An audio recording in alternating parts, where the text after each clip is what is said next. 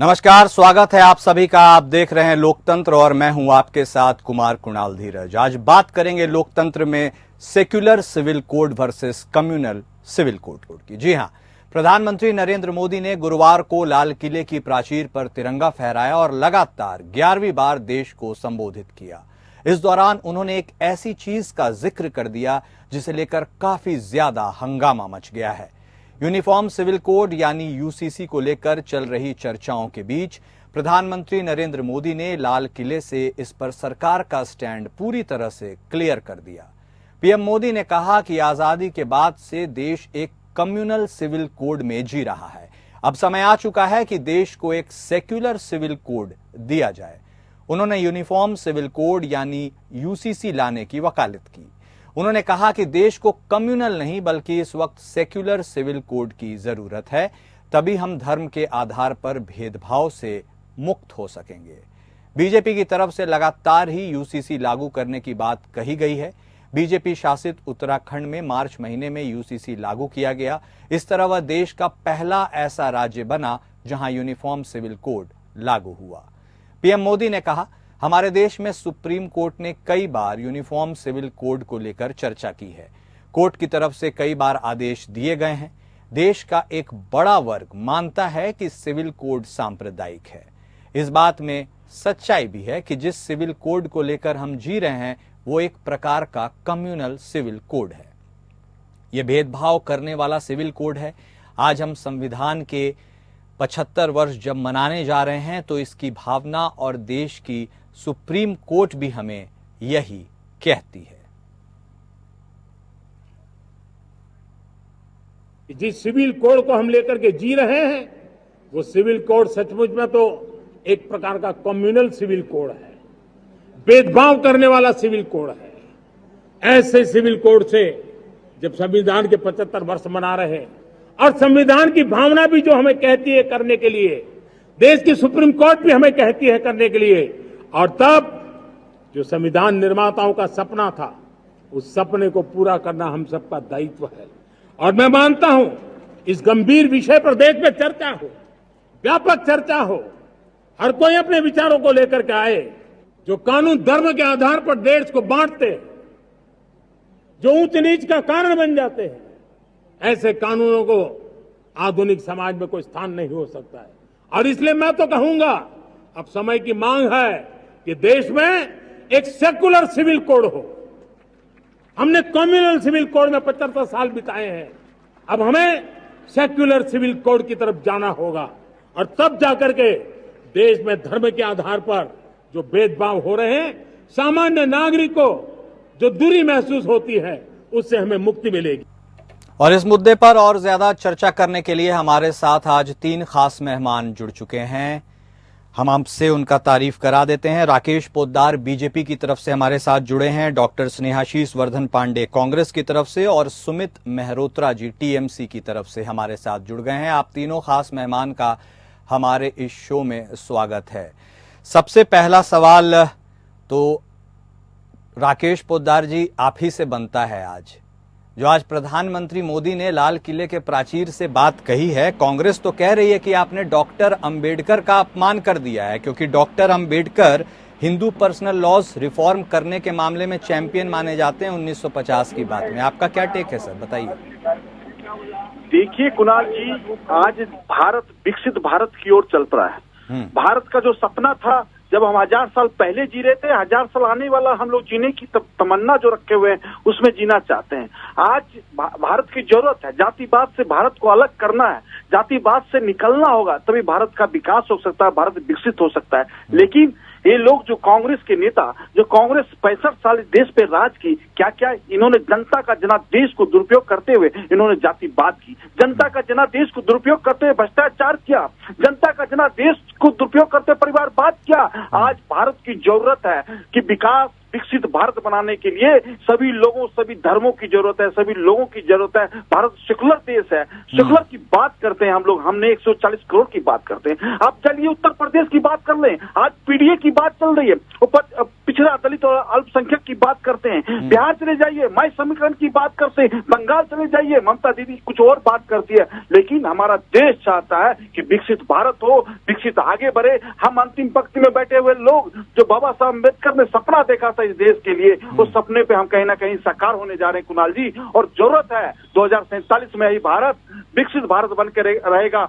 हमने कहना चाहता हूं, देश के प्रधानमंत्री जी अब प्रधानमंत्री नहीं थे, ना मुख्यमंत्री थे, एक कार्यकर्ता थे, स्वयंसेवक कार्यकर्ता थे। तो उन्होंने एक पीला किताब नाम का पुस्तक लिखा था। उन्होंने उनके अपने गांव में एक दलित पे प्रत्यारोप देखा, तो उन्होंने सोचा कि मैं इस दलित को, जो दलित समुदाय के लोग इनको आगे ले चलना है, तो उन्होंने किताब लिखे हैं। उनकी किताब पढ़ के आप देखिए कुणाल जी, स्पष्ट रूप से उन्होंने 30-40 साल पहले ही सपना देखा था भारत को कि जातिवाद से भारत को निकालना है। और 140 करोड़ की हम बात करते हैं, कांग्रेस आज बताए, राहुल गांधी बताए, जातिवाद की बात करते हैं, सदन को चलने नहीं देते हैं, प्रधानमंत्री को बोलने नहीं देते हैं। ये लोगों की इनकी भाषा देखिए, चाहे लोकसभा में हो चाहे राज्यसभा में। तो हम सभी लोग से कहना चाहते हैं आपके चैनल के माध्यम से कि देश को विकसित करना है तो सभी लोगों का सहयोग चाहिए। ठीक है, सहयोग चाहिए। डॉक्टर स्नेहाशीष साहब भी हमारे साथ जुड़े हुए हैं। कांग्रेस का आपने जिक्र भी किया, आपने ये भी कहा कि कांग्रेस के लोग प्रधानमंत्री को बोलने नहीं देते हैं, तो कांग्रेस के प्रवक्ता से सुनिए वो क्या जस्टिफिकेशन दे रहे हैं।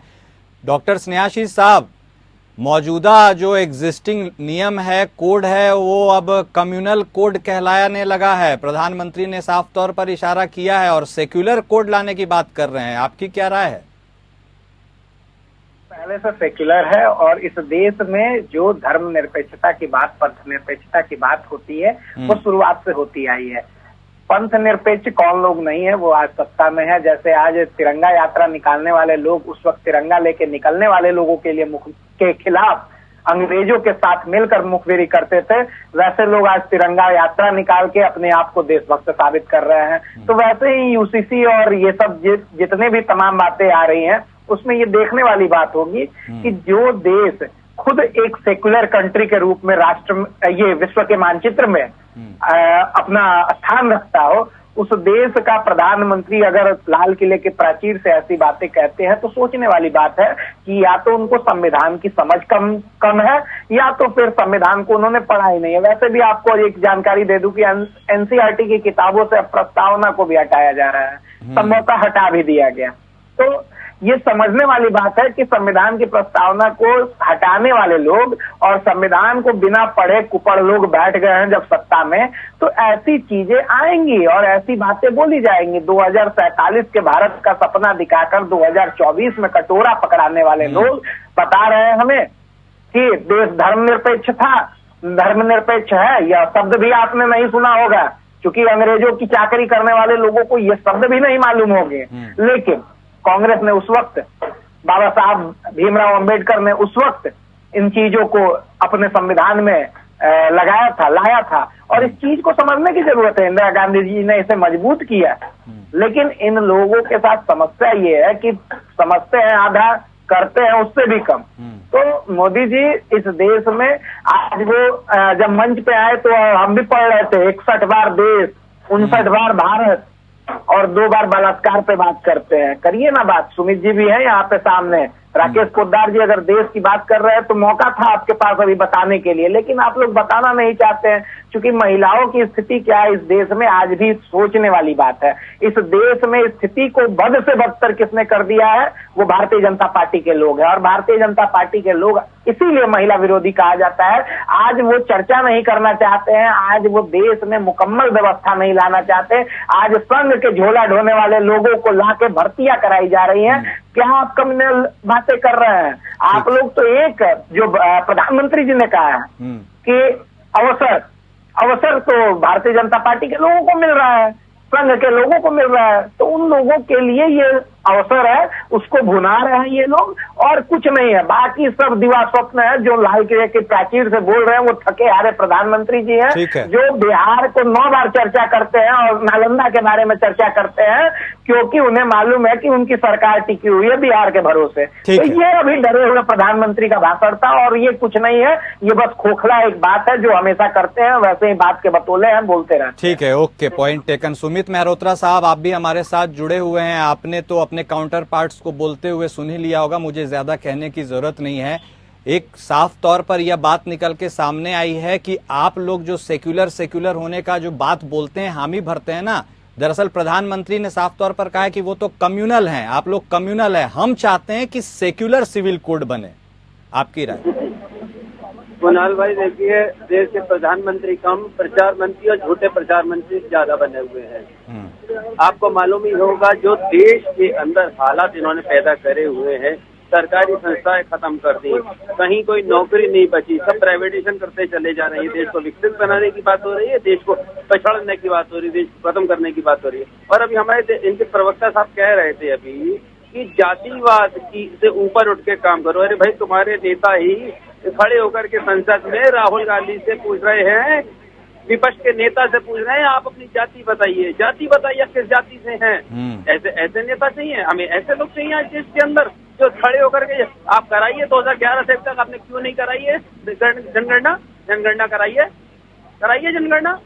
वो कराएंगे नहीं, कई मुद्दों के ऊपर भागते हैं। महिलाओं के ऊपर कोई काम होगा नहीं, महिलाओं के ऊपर सशक्त बिल कोई आएगा नहीं, केवल बातें होंगी। देखिए, आज देश के अंदर, कर्नाटक के अंदर जो रेवन्ना था 3000 महिलाओं के संग में बलात्कारी, उसका क्या हुआ? उसके ऊपर कोई काम नहीं हुआ। पर इनके भाजपा के लोग बंगाल में जाकर के खूब बड़ा हल्ला काट रहे हैं कि वहाँ पे रेप हो गया। अरे भाई, 3000 महिलाओं के संग में आपने रेप करा, उसका क्या हुआ? और ब्रजभूषण सिंह का क्या हुआ? उसके ऊपर कोई कार्रवाई नहीं हुई। जो महिलाओं के संग में गलत काम करे, उनके संग में धमकियां दे, उसका कुछ नहीं हुआ, केवल उसने सांसदी से हटा दिया, टिकट नहीं दिया। तो ऐसे लोग इनकी पार्टी में पड़े हुए हैं। देश देख रहा है जिस तरीके से गिरावट इनकी 2024 में आई है और आएगी, और इनका विदाई का समय ज्यादा नजदीक अब रह नहीं गया है, वो भी आप सबके सामने देखने को मिलेगा। पर हम कहते हैं कि आज देश में लड़ाई जैसा माहौल आप क्यों पैदा करना चाह रहे हैं? जो हाल बांग्लादेश में हुआ, क्या आप वैसा हाल अपना करना चाहते हैं? आपको भी देश छोड़ने का ऐसा नौबत आ जाए, क्या आप ये करना चाहते हैं? ठीक है राकेश पोद्दार साहब, लेकिन एक बात तो स्पष्ट है ना सर, आप 2014 में भी पूर्ण बहुमत में थे, 2019 में भी पूर्ण बहुमत में थे। पूर्ण बहुमत में रहते हुए आपने आर्टिकल 370 हटवा दिया। पूर्ण बहुमत में रहते हुए आपने जो चीफ इलेक्शन कमिश्नर की अपॉइंटमेंट का स्ट्रक्चर था उसमें भी आपने फेरबदल कर दिया। आपने पुरानी कानूनों को कुछ निरस्त कर दिया, नई कानून भी बना दी, आईपीसी, सीआरपीसी के बाद बीएनएस। तो सर करना होता तो आप ये भी कर देते, अब क्यों कह रहे हैं? यदि आपको करना था, आपके पास मौका था, तो क्यों नहीं किया उस समय?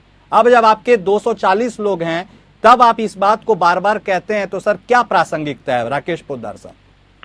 कुणाल जी, इस देश में जब भी जरूरत पड़ी, चाहे 370 जैसे मुद्दे हो, 3 तलाक जैसे मुद्दे हो, नए कानून लाने की मुद्दे हो, हम नहीं करें। सुप्रीम कोर्ट कह रहा है कि यूसीसी की मांग है देश में, सुप्रीम कोर्ट कह रहा है, सेकुलर देश है, सेकुलरिज्म चाहिए देश के अंदर, सुप्रीम कोर्ट कर रहा, भारतीय जनता पार्टी नहीं कर रहा। लेकिन मैं कहना चाहता हूं कांग्रेस के प्रवक्ता से, जो बैठे हुए हैं 10वीं लोकसभा के बाद आज 250 सीट नहीं ला पाए, और आज हमसे बात करते हैं 3 लोकसभा चुनाव लड़ने के बाद 272 का आंकड़ा नहीं पार कर पाए। पोद्दार साहब, 1989 से आपके मैनिफेस्टो में ये चीज है ना, यूनिफॉर्म सिविल कोड का। 14-19 में आपको ताकत मिली, आपने क्यों नहीं किया उस समय? जब आपने इतने कड़े कदम उठाए तो इस कदम को उठाने से क्यों परहेज किया, ये बताइए। कुणाल जी, मैं उसी पे आना चाहता हूं। मैंने कहा कि हमारे में लिखा था, हमारे मैनिफेस्टो में लिखा था कि प्राण प्रतिष्ठा होगा, तो हमने प्राण प्रतिष्ठा किया। हमारे मैनिफेस्टो में लिखा था 3 तलाक खत्म करना है, 3 तलाक जैसे मुद्दे को खत्म किया। हमारे मैनिफेस्टो में लिखा था कि हम लोग यूसीसी लाएंगे, तो लाने की बात कर रहे हैं। हमने जो कहा वो करने की बात करते हैं। देश की जब मांग होगी, आज देश 33 वर्ष युवाओं से देश आगे बढ़ रहा है। हमारा देश युवाओं का देश है। आप पूरे देश की बात कर लीजिए, बुजुर्गों का देश है। हमारा देश आगे है जब देश में मांग होगी। और हम कहना चाहते हैं, कांग्रेस के नेता बैठे हुए, इनको शर्म आनी चाहिए। इनके मोतीलाल नेहरू जी थे, एडगरे साहब जब जेल जा रहे थे, जब ये कह रहे हैं ना, एडगरे साहब जब जेल जा रहे थे, आरएसएस के जो प्रमुख संघ के प्रमुख थे, प्रथम थे, वो जब जेल जा रहे थे तो मोतीलाल नेहरू जी ने उनको खाना खिलाने का काम किया, उनको स्वागत करने का काम किया। जेल से पहले जहां उनकी पड़ाव थी वहां रुका और कहते कि हम लोगों ने किया। हम सर आप बात करते हैं 2047 की, और लेकिन पोद्दार साहब आप में एक आदत है, आप हमेशा पीछे इतिहास में चले जाते हैं। आप 2047 की बात कर रहे हैं, विकसित भारत की बात कर रहे हैं, हर बार प्रधानमंत्री लाल किले से बोलते हैं हम 2047 के विजन से चल रहे हैं, और आप फिर पीछे चला। इतिहास को टटोलने से क्या होगा सर? भविष्य को तो संवारना आपके हाथ में है ना सर, आप सरकार में है ना सर। कोई ऐसी नाजीर पेश कीजिएगा ना जिससे लोगों को लगे कि हाँ बीजेपी, देखिए बीजेपी सिर्फ कहती नहीं है, करती भी है। नहीं, भारतीय जनता पार्टी जो कहती है वो करती है। मैं कहना चाहता हूं कि कांग्रेस के प्रवक्ता ने पूछा कि आप लोगों ने, आरएसएस के लोग जो थे और भाजपा के लोग थे, हम लोग मुखबरी करते थे। अरे शर्म आनी चाहिए। मैं उसी पर सवाल का जवाब दे रहा था, इनके हर सवाल का जवाब दे रहा हूँ। ठीक है, जवाब दीजिएगा। पोद्दार साहब आपके पास आएंगे, थोड़ा सुन लेते हैं, कुछ कहना चाह रहे हैं डॉक्टर स्नेहाशीष जी भी। जी स्नेहाशीष जी, इतिहास की इतनी कम समझ इन लोगों को है कि अगर वास्तव में पोद्दार साहब देशभक्तों के कौम से आते हैं तो जरा एक बार बता दीजिए ना आप ही कि 10 कम से कम 10 आरएसएस के लोगों का नाम, जनसंघ के लोगों का नाम ले लीजिए जिन्होंने देश की आजादी में योगदान दिया है। देश की आजादी में उन्हें फांसी की सजा हुई है। 10 लोगों का नाम गिना दीजिए, मैं राजनीति छोड़ दूंगा। मुखबिरी की बात करते हैं, दलाली करते थे आप लोग। मुखबिरी तो बहुत इज्जत वाली बात हो गई, फिर भी शब्दों में मर्यादा करते थे आप लोग। शब्दों और मर्यादा इतिहास रहा है कि अंग्रेजों की चाकरी करने वाले लोग थे, वो भी देशभक्त थे।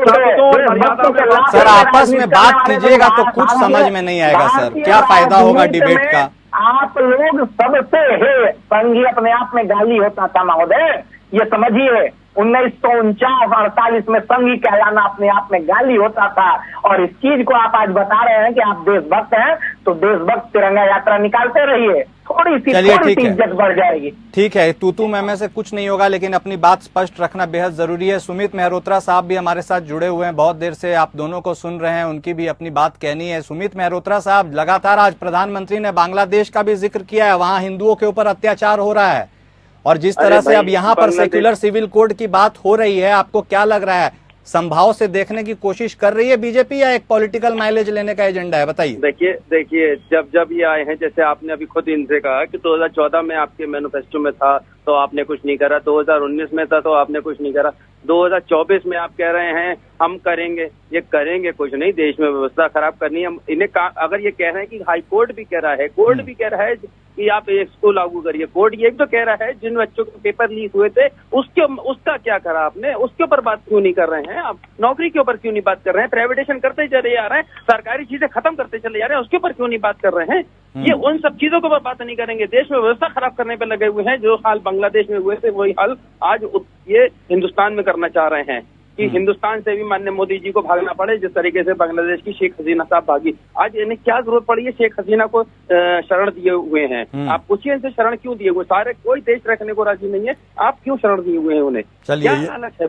हाँ, ये सवाल तो लेकिन है, ये सवाल बनता है, लेकिन आज हमारे डिबेट का टॉपिक नहीं। हाँ बोलिए, कंप्लीट कीजिए मेहरोत्रा साहब, कंप्लीट कीजिए। ये चीज भी बड़ी है कि आप उन्हें शरण क्यों दिए हुए हैं जब कोई देश रखने को राजी नहीं है? क्या ऐसी कौन सी लालच है? कहीं आप ही ने तो वहां पे हमला नहीं कराया, कहीं आपकी तो चाल नहीं है? आपने यूक्रेन और जो युद्ध चल रहा था आपने जाकर के भूमिका निभाई कि बड़े होने के नाते मैंने दोनों देशों के बीच में समझौता करा दिया। आप वहां पे बांग्लादेश में क्यों नहीं चले गए? आपने क्यों नहीं समझौता कराया? क्यों नहीं बात करी?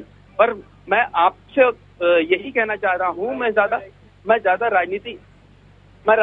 राजनीति नहीं करना चाहता हूँ। मैं तो ये कहता हूँ मोदी जी से, मोदी जी अपने थोड़ी सी सद्बुद्धि लाइए, देश के विकास की बात करिए, रोजगार की बात करिए। कब तक आप हिंदू और मुसलमान के ऊपर बात करते हैं? मैं तो ये कह रहा हूँ कि सिर्फ बात ही ना करे, कोई भी हो, चाहे सरकार में सत्ता पक्ष हो, विपक्ष का भी वक्त आता है, कुछ करिए भी। लेकिन हम वापस अपने मूल मुद्दे पर लौटते हैं। राकेश पोद्दार साहब, आपने सुप्रीम कोर्ट का जिक्र किया, ठीक है, बिल्कुल वाजिब बात है, लेकिन 21st लॉ कमीशन की रिपोर्ट देखी आपने 31 अगस्त 2018 की? उसने ये कहा था, मैं आपको बताता हूं कि UCC is neither necessary nor desirable at this stage, मतलब जरूरत भी नहीं है और उसको अभी कुछ लागू करने की कोई बात होनी भी नहीं चाहिए। लॉ कमीशन एक तरफ ये कहता है, सुप्रीम कोर्ट तो खैर अपनी जजमेंट्स में कुछ कहता ही है, उस बात का आपने उल्लेख किया, आप क्या कहते हैं?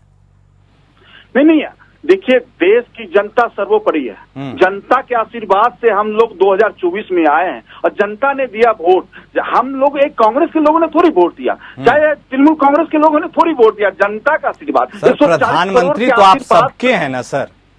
तो मैंने तो 140 करोड़ की बात कर रहा हूँ। हाँ। मैं तो इतनी कह रहा हूँ, इनके जैसे 140 करोड़ की बात कर रहा हूँ मैं। सुन लीजिए कुणाल जी, उन लोगों को समय आप देते हैं, बिल्कुल लीजिए ना सर, मैं समय में कटौती कभी नहीं करता हूँ, कंप्लीट कीजिए। मैं देखिए, मेरी आदत है कि टॉपिक से पीछे जाएंगे तो मैं टॉपिक पे जवाब दूंगा। नहीं, टॉपिक पे रहिए। आज सवाल रखा, आपने कहा, हमसे जो सवाल पूछा उसका सवाल का मैं जवाब स्पष्ट रूप से देना चाहता हूं। देश की मांग है और देश के मैनिफेस्टो में आज से नहीं, भारतीय जनता पार्टी जनसंघ से हम लोग लगातार, चाहे राम मंदिर या 370 जैसे यूसीसी या चाहे एनआरसी की बात करते हैं, वो करके रहेंगे और जनता का आशीर्वाद है हमारे पास।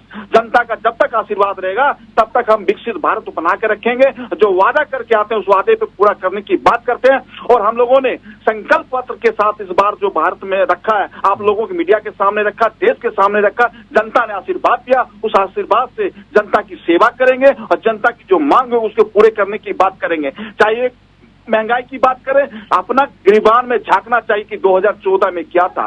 बेरोजगारी की बात कर रहे हैं, इनको अपने गिरबान में झांकना चाहिए कि 2014 के पहले क्या था। सर, सबको तो कम से कम अपने अपने आईने में एक बार अपना मूरत देखना बहुत जरूरी है सर। मैं तो ये कहता हूँ, चाहे इतिहास में जो भी हुआ हो, लेकिन भविष्य तो वर्तमान के हाथ में है सर। हम सबको उसे सहेजना और संवारना पड़ेगा। आप तीनों मेहमान हमारे साथ जुड़े, आपने अपना वक्त दिया और अपनी अपनी बातें हमारे दर्शकों के सामने रखी, आपका बेहद शुक्रिया। तो आप सुन रहे थे हमारे तीनों मेहमानों को, उनकी अपनी अपनी राय है, अपनी अपनी दलील है, लेकिन सोचना समस्त देशवासियों को अपने खुद से है, खुद के मन से है कि आखिर देश जा रहा है तो किस ओर जा रहा है और इसको ले जाना है तो किस दिशा में ले जाना है। मेरे साथ आज लोकतंत्र में इतना ही। नमस्कार।